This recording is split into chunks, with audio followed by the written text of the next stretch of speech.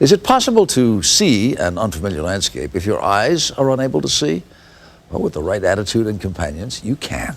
As correspondent Daniel Seberg now shows us.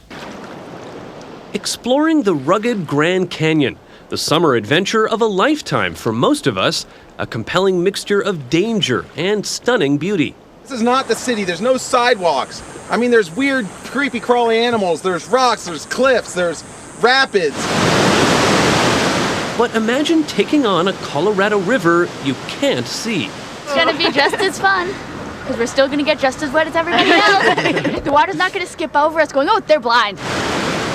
That's right, Jamie Ann Fuller is legally blind, one of 6 blind students who spent their summer vacation on a 2-week rafting and hiking trip down the Colorado River.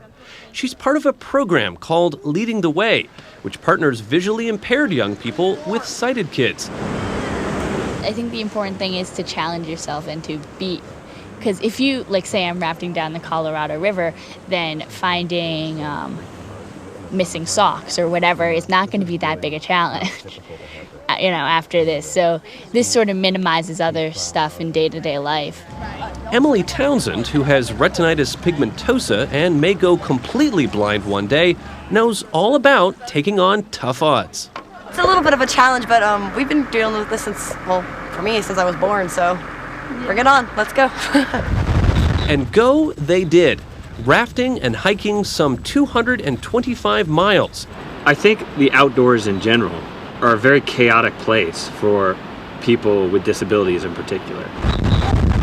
The Leading the Way program is spearheaded by a legend, adventurer Erik Weihenmayer. He summited the likes of Mount Everest, the only blind person to ever accomplish that feat.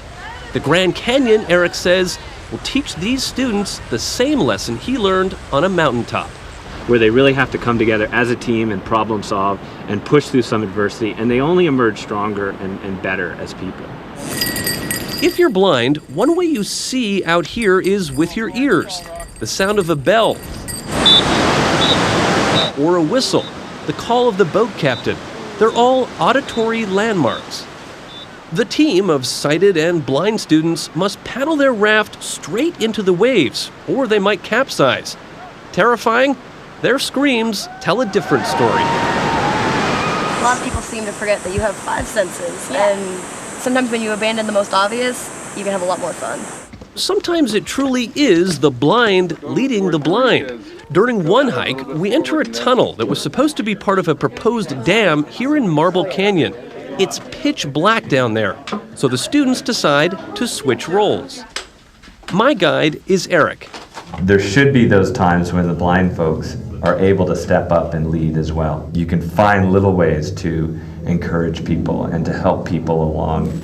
It goes on like this day after day. Fear one moment, exhilaration the next. For Emily, who's about to enter college, the whole experience is a reminder of what she has yet to accomplish. Do you ever worry that your visual impairment will get in the way? Well, the worry's always there, of course, but it's not going to. You can't let it.